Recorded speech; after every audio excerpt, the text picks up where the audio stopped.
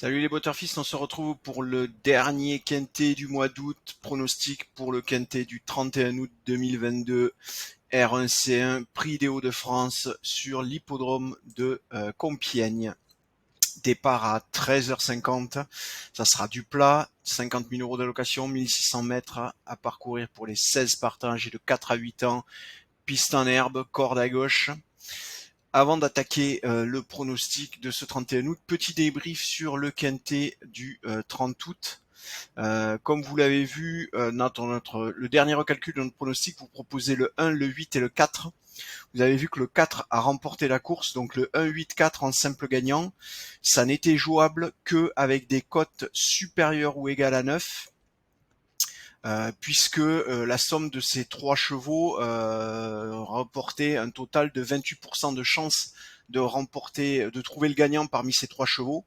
Donc il vous fallait des cotes supérieures ou égales à 9, enfin même supérieures ou égales à 10. Et force est de constater que pour le 1, le 8 et le 4, chez PMU, on avait le 1 à 14 contre 1, le 8 était à 7,7 et le 4 était à 7,7 aussi, 7,7, ce qui fait que c'était pas tout à fait jouable. Ça voulait dire prendre des risques et sur le long terme ça s'avérait perdant. Et donc malgré le fait que qu'on vous ait donné le 4 gagnant, normalement, si vous avez respecté cette règle-là, vous ne l'aurez pas joué. Et oui, c'est triste quand on passe à côté d'un petit rapport. Il rapportait 8 euros, 8,5 euros. Oui, mais sauf que sur le long terme, c'est pas rentable. Voilà.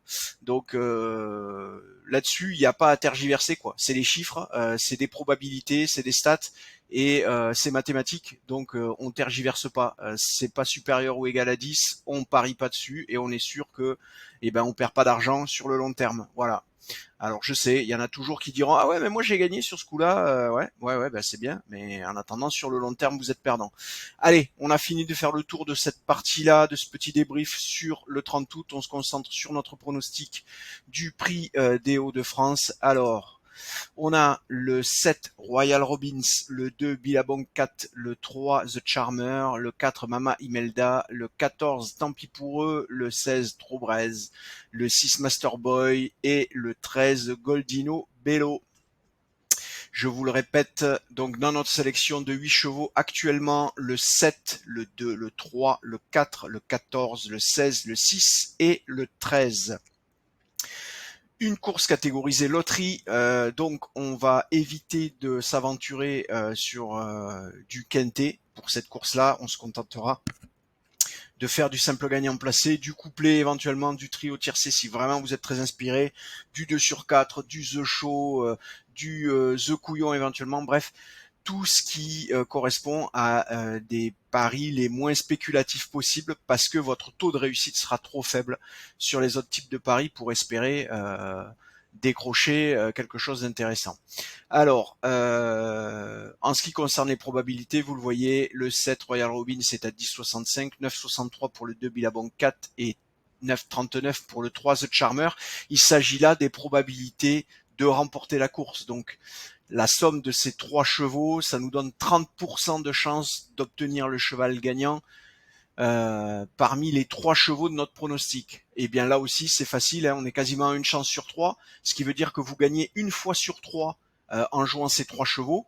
Ça veut dire que lorsque vous gagnez, il faut que vous couvriez les pertes des fois où vous avez perdu. En gagnant une fois sur trois, il vous faut donc que ces chevaux vous rapportent 9 euros en simple gagnant pour être rentable. Donc là encore, si ces chevaux n'ont pas une cote supérieure ou égale à 9 au moment du départ de la course, eh bien, il faut oublier le pari en simple gagnant sur ces trois chevaux. Voilà. Si on veut élargir pour du couplet, 8,76 pour Mama Imelda, tant pis pour eux, 7,56 ex-aequo avec Trobrez, donc le 16 et le 14. Le 6 Masterboy est à 6,58 et le dernier cheval de notre sélection, Goldino Bello, le 13, est à 6,50. Vous voyez, 6,50 le dernier cheval de notre sélection, 10,56. On a donc 4% d'écart entre le premier et le dernier. Ça veut donc dire que ces 8 chevaux de notre sélection s'éparpillent sur ces 4%. C'est très peu, 4% d'écart. Et donc, on va espérer que avec les prochains recalculs de nos algorithmes qui vont avoir lieu cette nuit et demain, on peut espérer avoir un écart un peu plus important se creuser entre les chevaux, ce qui permettra de vraiment distinguer des catégories